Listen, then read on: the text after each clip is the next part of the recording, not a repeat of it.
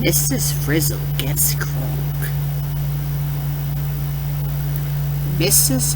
Frizzle gets Crunk. Doesn't that sound delightfully atrocious to you? Oh, it most certainly does to me.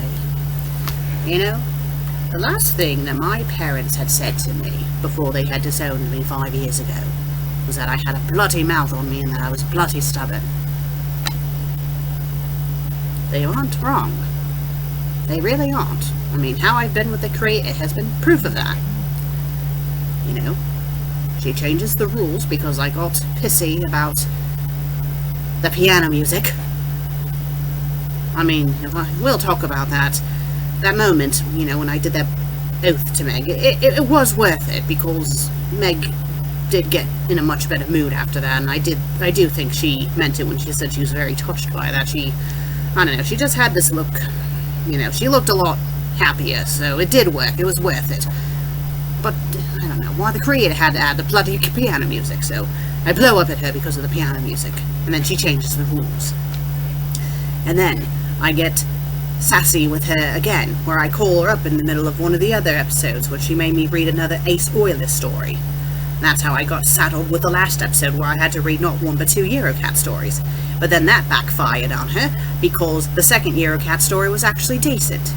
Now, she was a bit cross about that, but that wasn't technically my fault. But what got her cross was me doing the ha ha ha ha ha thing, and I knew that was going to get her angry. And now, here we are, reading Mrs. Frizzle Gets Crunk. So yes, my parents were correct. I have a mouth, and I'm stubborn. I need to learn to keep some things to myself.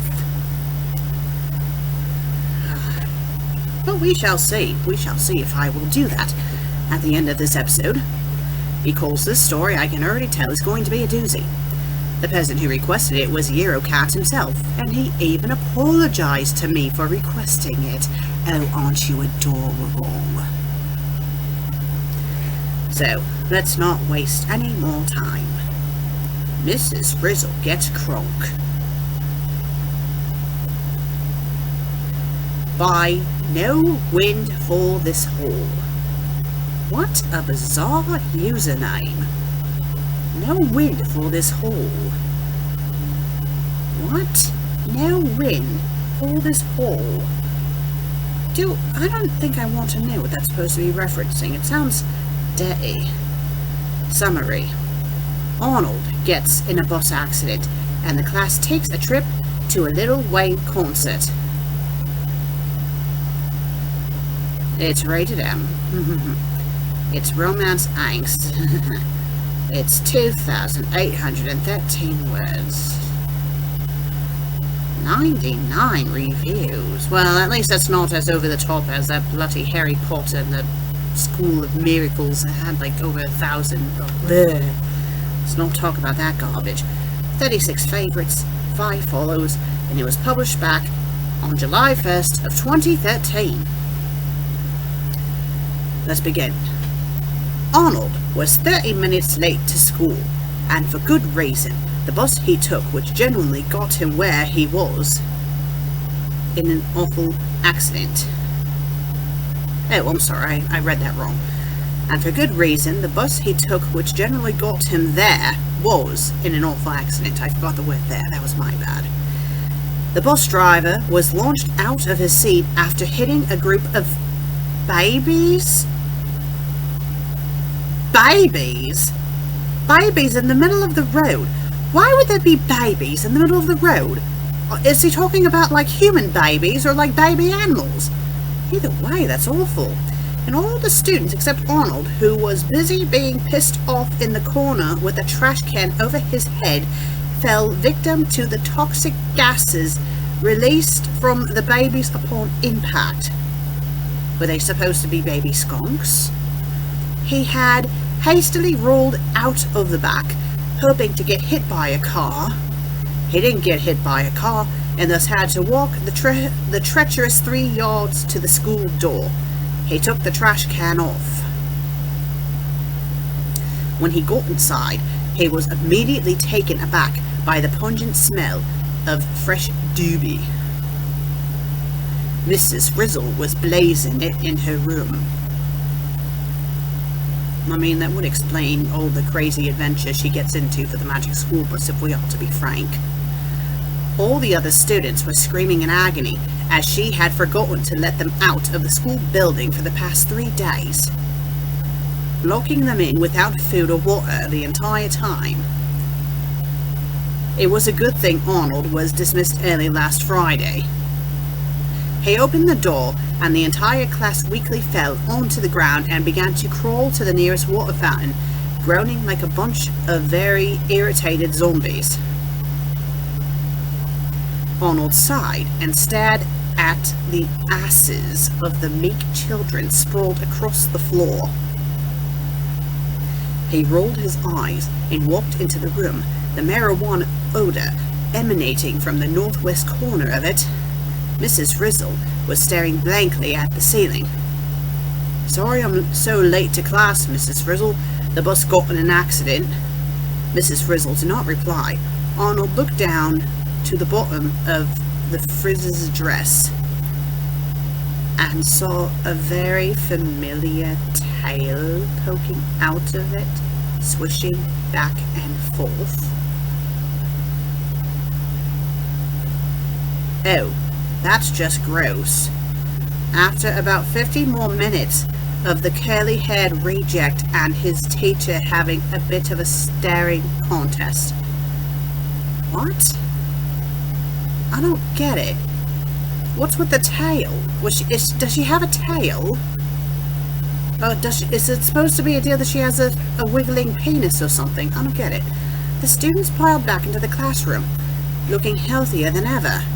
They had roasted the lunch ladies in the oven in the middle of the science wing. Nobody even noticed. They filed back into their regular seats and attentively looked at their mentor, silent. "Arnold, if you don't get back to your seat in 3 seconds, I'm going to literally tear your eyes out of their sockets." Arnold, completely forgetting the sound of his teacher's voice over the past several days, turned around to find the source of the horrendously scratchy noise that vaguely resembled human speech. It was a full 23 seconds before he realized that it was probably Frizzle, and he ran to his seat, sorry, that was my bad. He was able to do this in more than 3 seconds because Frizzle was too buzzed to even move correctly. The tearing out of his eyes ended up just being her slowly moving her hand to the left. She grabbed her whiskey bottle and dangled it haphazardly from her fingertips. "Now listen here, you little shits. Today we're going to learn how to get crunk." There was a confused murmur amongst the crowd, probably because none of them had ever heard of the word crunk before, except D.A. D.A. That must be a nickname for someone. "What the fuck's a crunk?" Ralphie asked. D.A., in her bitchy, know-it-all fashion, turned around to face him and slammed her leg on his desk, getting mud all over the poor child's face before wailing the definition at him. Okay, you're going to say what the definition is, I guess not. Everybody unanimously understood with a reassuring, "Huh." Mrs. Frizzle took a long swing of her booze. "Good job, D.A. Now get your foot off my fucking desk before I break this bottle over your head. I have to pay for those, you know." D.A. took her foot off of the now slimy desk. Why is it slimy? Whimpering and returning to her rightful seat.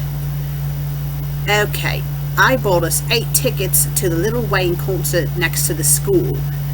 Since there's only 8, and this counts as a person, that leaves 6 of you to come with me, and 2 of you to stay. Arnold, you can keep your ass glued to the chair because I'm sure as hell not going to take your unenthusiastic attitude to Weasley's perfect stage. Wanda, you're too Asian to understand anything he's going to say. Sounds good." The class was undecided. "If you all come, I'll kill Arnold when we get back." The bus was filled within seconds. "See you bitches later." Frizzle smashed the bottle on the front of the car, pieces flying everywhere. The bus ran over a good amount of paces, and the 2 front tires completely popped. Mrs. Frizzle, in her drunken stupor, just kept driving on the bus, her foot pushed fully down on the gas pedal, and her other foot nonchalantly controlling the steering wheel. As the concert was literally only 1 block away, the class was there in only 2 hours, but they filed out of the bus silently. If it was only 1 block away, why did it take them 2 hours to get there? Back at the school, Wanda and Arnold were watching the clock go by, counting the minutes until Arnold's final demise. You can just leave. Did she lock you in? Arnold was an emotional wreck and was sobbing uncontrollably while Wanda was pooping in the bathroom. Wanda eventually walked out after hearing the crying, bringing her semi-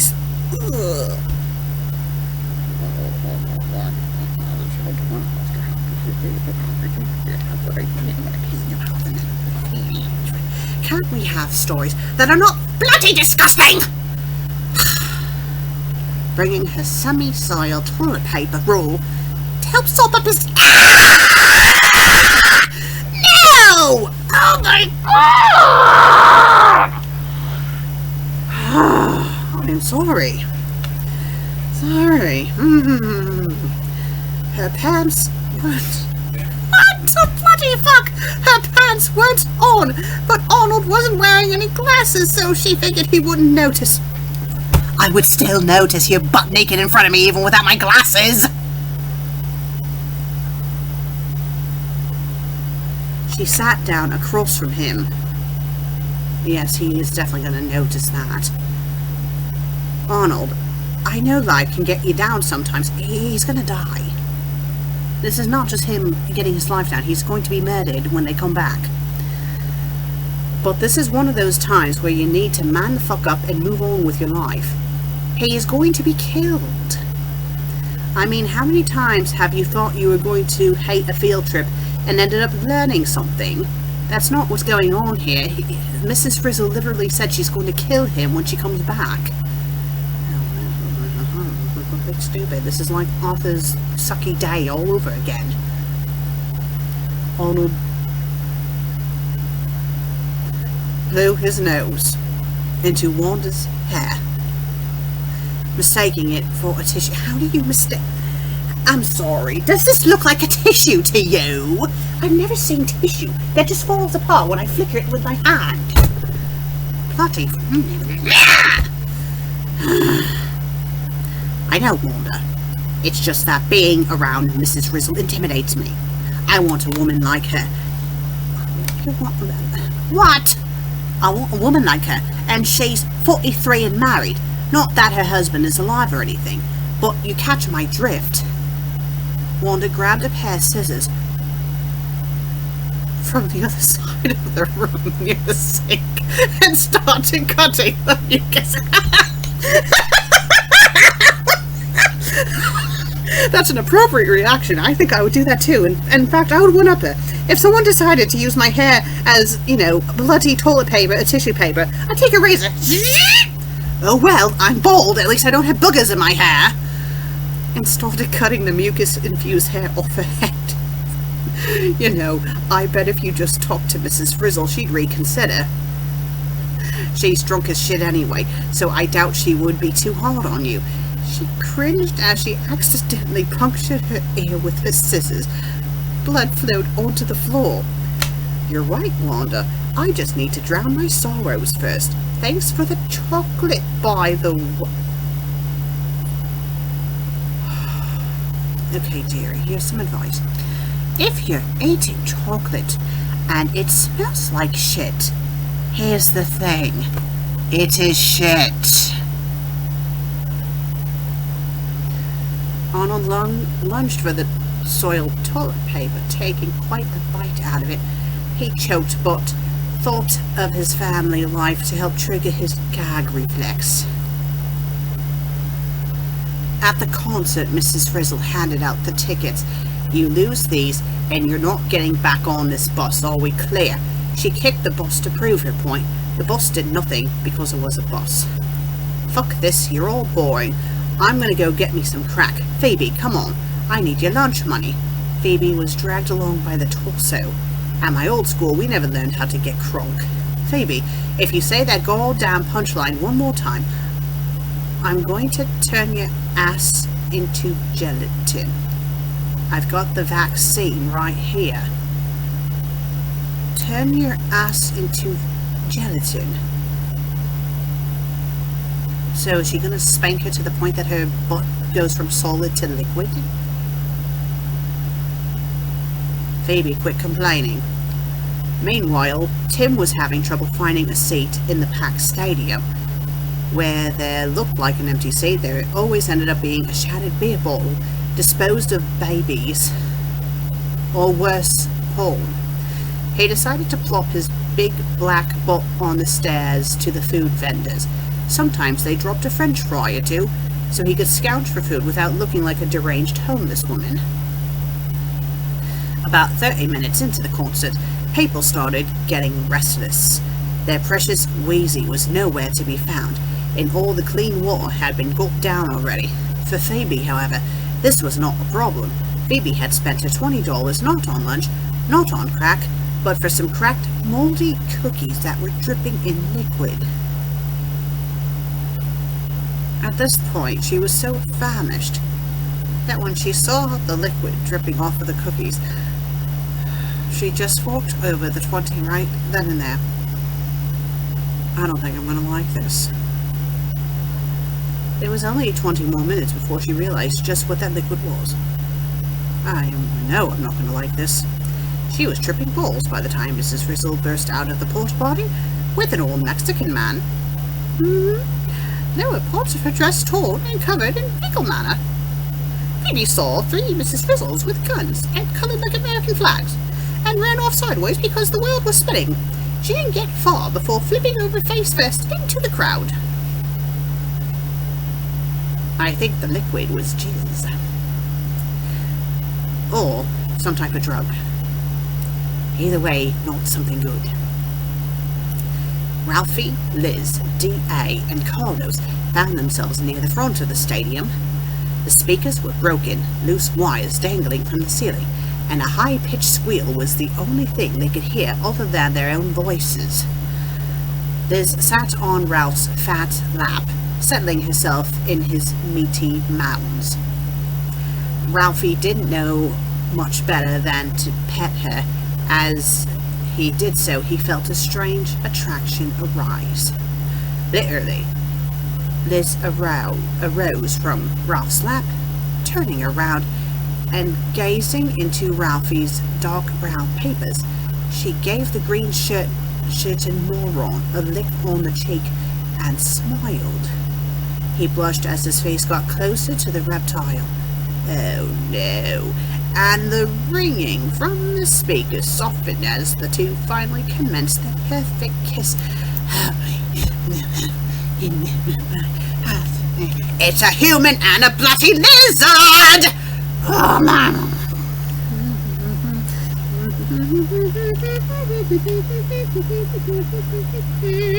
Okay, let's continue. The sooner I get this read, the sooner I can stop, and the sooner I can go and empty the contents of the fridge into my mouth. The contents of my fridge being actually nothing, because it's only Tuesday. Meg doesn't get alcohol until tomorrow. Bollocks! Why? I'm recording this on a Tuesday, if you haven't guessed already. Well, I'll just have to make some tea then. Tea will suffice. Tea will suffice. It'll at least calm my nerves. Carlos watched the two go at it before looking directly at D.A. I guess you could say that this predicament is pretty don't do this. Ralph, were they? Carlos chuckled hysterically before acting upon his words, proceeding to vomit directly onto Dorothy's face, covering her purple sweatshirt with his yellow stomach acid, burning her face to the bone in some areas. I don't think vomit does that. The entire stadium peeved at his antics. shouted Carlos's name besides DA. I guess DA is supposed to be Dorothy, who was busy literally... Okay, yes, that is Dorothy. Literally screaming her face off, flesh dripping from her cheeks like a stick of butter in the microwave. Carlos's necrophilia kink kicked in, and he averted his eyes to keep from blushing. To keep his mind off of the hot mess in front of him, he did what he always did whenever he felt hot and heavy. I'm gay, I'm gay, I'm gay, I'm gay. He rocked himself back and forth in the fetal position. D.A. paused her screaming to make sure she was hearing more correctly. You're gay? Dude, that's like my favorite sexual orientation, let's make out. What? Carlos sniffled up his tears. He could finally do this. He'd been practicing making out with the corpse of his dead... The corpse of his dead dog for eons, just for this very reason. Could the story get any worse? Bloody fucking good! His teeth were still had rotten meat in them. Ah! The Hispanic child stuck out his tongue for the barley breathing blonde bitch to bite on. She ripped it off, but she was hungry anyway, so it didn't really matter in the long run. The two perverts lay in silence, tongues in each other's mouths for a good 3 consecutive hours. Oh my... Meanwhile, Ralphie and Liz were getting serious, doing despicable things to each other. All that underage, obese child could feel was a barrage of pleasure, pain, and scales. But mostly the last two, having never experienced any sort of physical attraction in his entire existence, including his birth. Where his mother screamed louder after giving birth than during, he passed it off as merely just a social norm for kinky interaction. How would you remember when you were born? I don't remember when I was born. Frankly, that was probably the only time my parents ever showed me affection, until they realized that I didn't have a penis. Okay, I'm getting into personal territory then, let's just continue. He could have done without the claws in his nipples, though. He was pretty sure milk wasn't supposed to be red. Pretty sure. Yes, it's not supposed to be red. 4 hours passed, and there was still no sign of little Wayne. 90% of the audience had already filed out of the stadium, and the majority of the rest of them were too crunk to move. The atmosphere really needed some livening up. Are they going to tell us what... All of a sudden, the lights flashed off, and a small stage in the center of the stadium rose. A purple spotlight shimmered down on it. A single person stood atop the platform, not moving, not breathing. A single twitch of the butt cheek later, and the lights all flipped on, revealing an African-American girl twerking like none of them had ever seen. She had obvious buttock implants, as her booty rammed the top of the stadium and the bottom of the stadium with each shake. That's a pretty big ass. The crowd cheered with the enthusiasm of 1,000 parents relieved that they don't have to take their kids to Disney World. One particular lady, though, was a bit skeptical of all the excitement. Holy shit, that's Keisha. Or Kesha. Keisha? I don't know. Tim Holland. Indeed, the Nicki Minaj lookalike was in fact Keisha. I think it's supposed to be Keisha. Upon hearing her name, the kinky stripper brought her dancing to a halt. She slid the 20 feet down the pole and hung her head in shame. All she had ever wanted to do was to get away from the madness that was Mrs. Frizzle, and even then she could not escape. Oh, okay, I guess Keisha's supposed to be one of the kids. I guess, I don't know. The half-conscious lady stumbled down the stairs. Keep in mind, I haven't watched Magic School Bus since I was a little girl, so I'm not familiar with all the characters anymore. Having herself down into the stadium, she spilled her 120-ounce jug of what probably wasn't fruit punch upon herself, banging her foot off of Phoebe, who was now muttering something about astrophysics and theological factors of etymology. and tore her dress off the ring, feet away from Keisha. Keisha sighed and let her hair down. Damn it, Miss Frizzle. I tried to run away from you because your class always bored me. I thought if I learned to get Crunk, maybe I would finally be happy.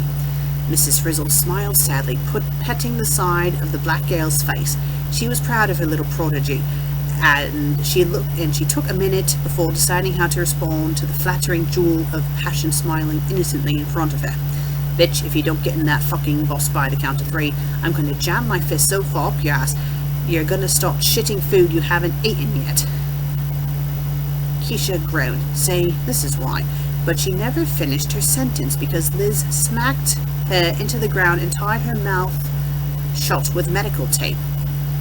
What? Ralphie handcuffed her hands behind her back using Liz's trusty emergency S&M gear kit, and Carlos rubbed DA's face on her legs, rendering her unable to use her now rotting feet. I don't think it works like that. Keisha rolled her eyes as they dumped her into the back of the bus like they did with Arnold's adult diapers. I was gonna say wheezy, Ralphie grumbled as he took his seat next to Liz, who had jammed her claws into his torn jeans. The entire bus ride back was a conglomeration of angry moans, erotic thoughts, and Mrs. Fizzle slamming the bus back and forth to try to knock Keisha out, with no avail. Back at the school, Wanda and Arnold were finishing the touches on his speech to Mrs. Frizzle when she got back. Arnold was determined to win his spot back in his much-beloved classroom. Now, say what we worked on, Arnold. Wanda gave him a reassuring thumbs up. Mrs. Frizzle, I know I've been an asshat to you recently about my opinions on your field trips, but I really don't mean it. It's just flirting and shyness, because in truth I really want to rub my hands up your shit and motorboat those fine tits of yours. It's hard for me to be nice to people when I always have this raging boner that nobody will let me whip out. Well, yes, because that's called indecent exposure. No one wants to see your penis. I just want to love you, and I hope you'll reconsider mauling me. Wanda gave him a smile. That should win her over. Arnold smiled too. In fact, he puckered his lips together, leaned in, and, hey look, it's the bus. Wanda snapped her head around, breaking Arnold's nose with a fine crack. She wasn't sorry. She grabbed Arnold's penis and pulled him out into the front of the school, waiting for his teacher to arrive, gun in hand. The bus slowly grinded to a halt in front of the school. Mrs. Frizzle was tired, and she just needed to get up and go to sleep. She stood up and accidentally slammed full speed onto the gas pedal, launching the kids into the back of the bus with Keisha. At my old school, we never. Phoebe was cut off by the screaming of the class, including Mrs. Frizzle, who smashed her head into the horn out of sheer annoyance. The class suddenly went silent as they realized what they had done. They all leaned their heads out of the shattered windows to take a peek at what they hoped was going to be just a coincidence. Arnold was dead. The entirety of the school burst out of the building, wielding piñatas, firecrackers, and complimentary champagne. The battle was finally over. Everybody was Crunk. Everybody was Crunk. What the bloody hell was Crunk? Were they supposed to be high and drunk? On crack or something? And it's like a mangled combination of a... Okay, if there were plus sides to this story, practically perfect spelling and grammar.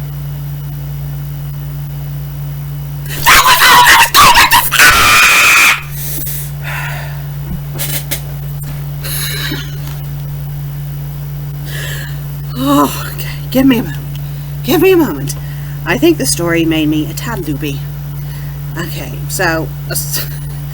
okay, give me a moment. Okay. I'm sorry, I probably made you deaf by doing that. Oh boy, this is probably the closest you'll ever see to me going nutty. Don't worry, I'm still perfectly sane. I just, yes, I probably should have, I probably actually should have waited until tomorrow to record this, because Meg definitely would have had alcohol then. Not that I would recommend getting drunk while reading fanfics, I wouldn't say that. I would just say maybe it would take the edge off of whatever this was. So yes, the only plus side The only plus side about this bloody story was that it had good spelling and grammar. That was it. It was like a nicer, it was like a more, it was like Arthur Sucky Day, but well written, but still bad, and still nonsensical. I just, oh my god! I've learned my lesson now, creator. Can you please let me read a good story next time, please? Or if you're going to make me read something bad, can it at least not be disgusting? What? I mean, why do I keep getting stories about, oh, well, eating someone's shirt, or blowing my nose into someone's hair, and eating someone's jizz on cookies, and then, oh, we're going to do a Southern Belle contest. Oh, I need to have someone piss in my mouth. It's like, why? Enough of the disgusting!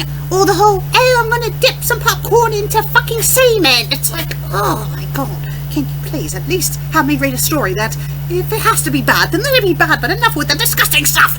It's so bloody gross! It's so bloody gross! Alright, I'm gonna wrap this episode up before I have a hernia.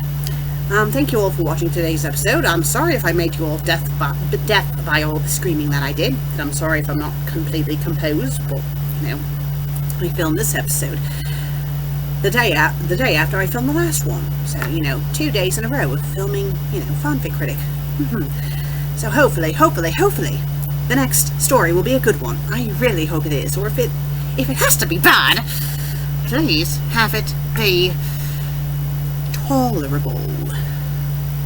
Please, I'm begging you. If you liked today's episode, please be sure to like and leave a comment, and if you haven't subscribed yet, please do. I'd really appreciate it.